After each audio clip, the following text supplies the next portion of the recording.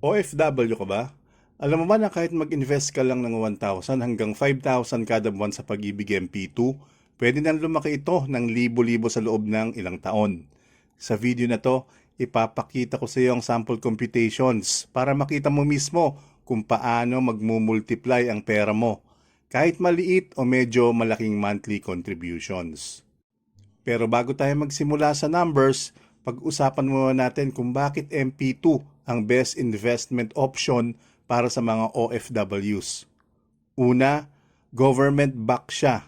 Ibig sabihin, safe at secure ang pera mo.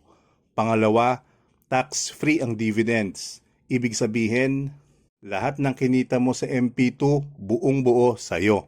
At pangatlo, flexible ang contributions mo. Kaya kahit magkakaibang sweldo ka abroad, pwede ka pa rin mag-invest.